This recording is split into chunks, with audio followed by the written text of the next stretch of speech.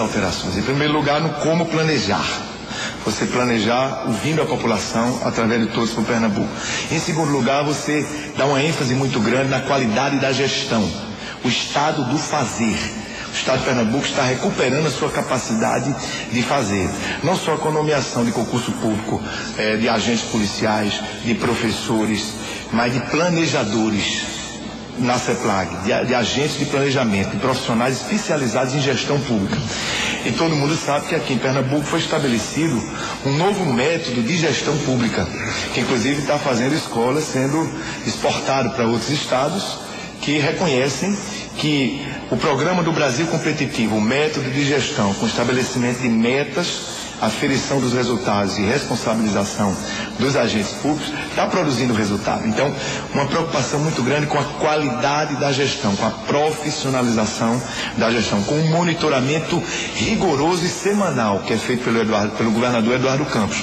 Eu, como secretário de governo, participo todas as semanas das reuniões de monitoramento, tanto de uma que tem do núcleo de gestão do governo, quanto daquelas pelos objetivos estratégicos, que juntam as secretarias envolvidas com aqueles objetivos estratégicos. Então, houve uma mudança muito grande na qualidade da gestão pública em Pernambuco, houve uma mudança no envolvimento e no melhor diálogo com a sociedade civil, e houve também decisão política de investir mais na população. O caso da Petrobras. A Petrobras é uma empresa privada. Só que a Petrobras nunca teria tomado... mas ela tem como maior acionista o governo federal. E foi o maior acionista, pelo seu líder, o presidente Lula, que tomou a decisão político-administrativa de dizer que não ia aumentar as outras, ia criar uma nova refinaria, ia criar essa nova refinaria no estado de Pernambuco. Então houve sim uma percepção de que tipo de desenvolvimento nós queremos para o Brasil. O Nordeste foi relegado sim no governo da oposição conservadora durante o período de Fernando Henrique Cardoso. O Nordeste foi relegado. E agora o Nordeste está recebendo não só políticas sociais que aceleram o poder de compra da população, como Bolsa Família. O Nordeste, com seus 55 milhões, uma grande parte dessa população vivendo num patamar do salário mínimo, com a política real de aumento do salário mínimo de mais de 50% em 5 anos, aumentou o poder aquisitivo, aumentou o mercado interno, a capacidade de consumo do povo nordestino, que até então era relegado à exclusão. O povo nordestino não tinha condição de participar do mercado de consumo. Então, esse mercado de pernambucanos, de nordestinos, fez com que a economia do Nordeste cresça mais do que a média nacional, sim. E Pernambuco mais ainda dentro do Nordeste.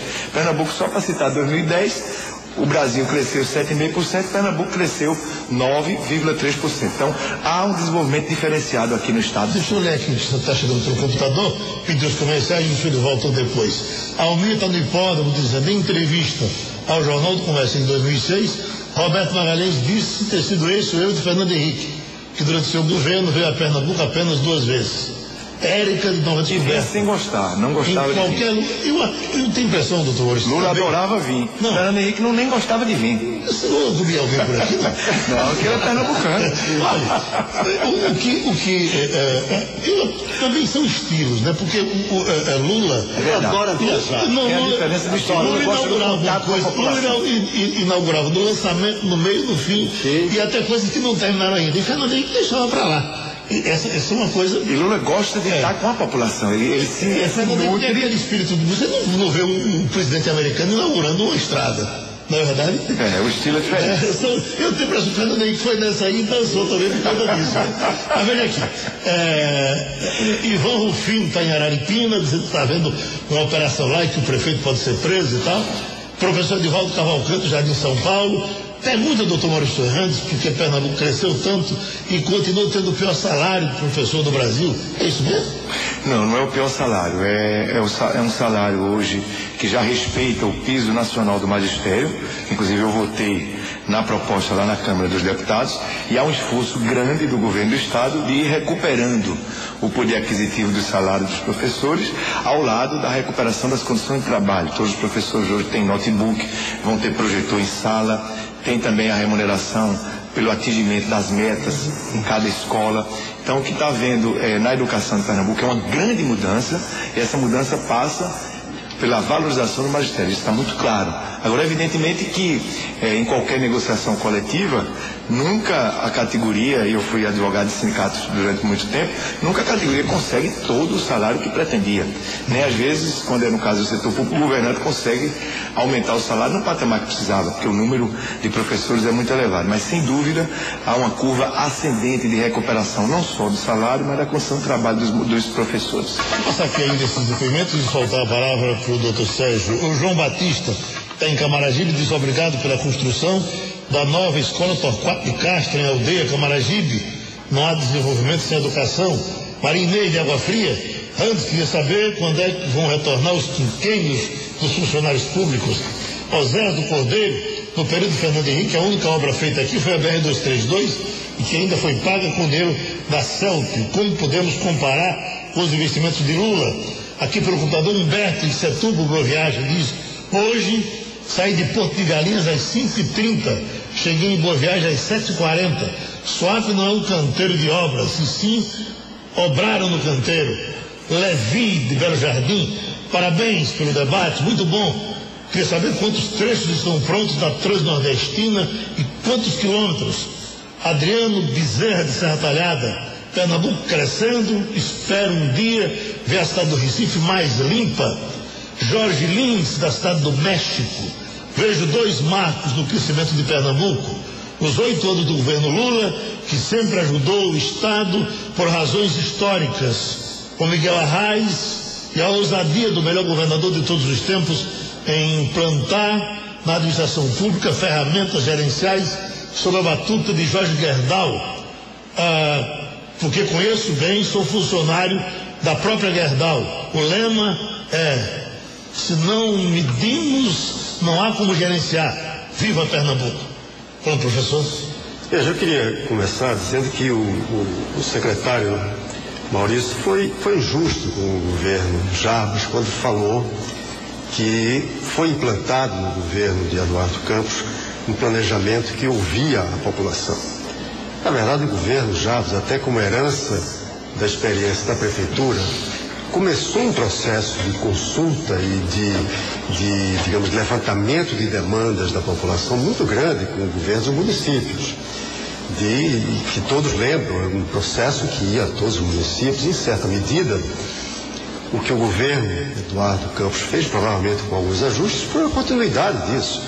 O secretário de planejamento da época, Zé Arlindo Soares, ele fazia um trabalho excelente de consulta que traduzia em projetos e investimentos que vinham das demandas sociais, das demandas dos municípios para investimentos. Em geral, as grandes demandas eram de infraestrutura e de transporte, e isso foram feitos mais de 1.700 quilômetros de estradas no interior, atendendo demandas do território, a demanda dos municípios. Então, vamos dar um mérito ao governo dos municípios, que foi mantido ao longo dos 8 anos do governo de Jarbas. Em relação à questão gerencial, eu não tenho muitos elementos para avaliar, mas eu escuto informações de que de fato está tendo uma gestão com metas, com acompanhamento, com monitoramento, que é muito louvável e que provavelmente vai dar muito bons resultados em termos de gestão do setor público. Agora, eu queria voltar ainda à questão do lado econômico do crescimento de Pernambuco, porque continua se manifestando, e alguns dos ouvintes voltam a falar isso, como se fosse uma decisão de política. Eu vou botar dinheiro no estado de Pernambuco. Os investimentos do governo Lula em Pernambuco, em grande parte, foram parcerias, cooperação com o governo do estado, a começar o próprio investimento que tem sido feito no Suape, etc.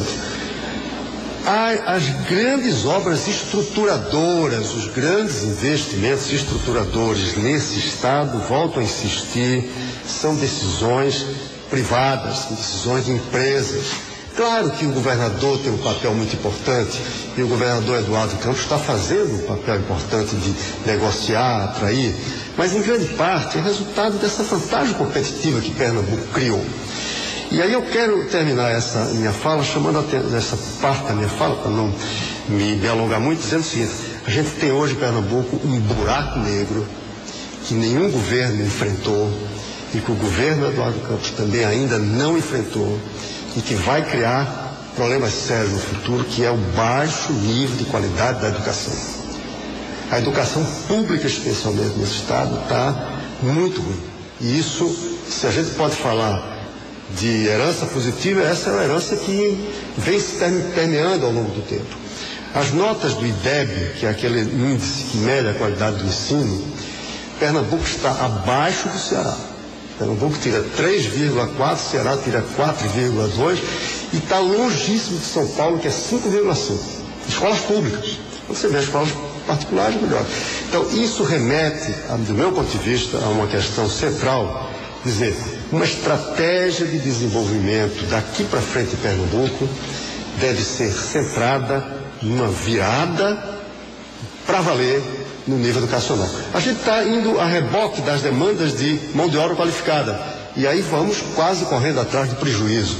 E em grande parte não dá conta porque a escolaridade é baixa, porque o nível de qualidade do pessoal é muito ruim e termina faltando gente para ser qualificado. Esse é o buraco negro que a gente tem que enfrentar daqui para frente. Rafael também percebe que diz Arraes não fez nada no mandato, residente da instância diz Maurício Randes, SWAP é o que é hoje, pela estrutura de credibilidade e qualidade que Eduardo encontrou pronta com o apoio de Lula. Marcos de Ouro Preto, deputado, professores não querem computadores, lutam por melhores salários. Josivaldo de Olinda, todos os políticos são egoístas, eles nunca elogiam mandatos anteriores. Oi, doutor Lúcio. Começando com essa questão que Sérgio Buarque fala de investimentos privados, que são decisões tomadas pelas empresas, evidentemente visando a lucratividade da empresa.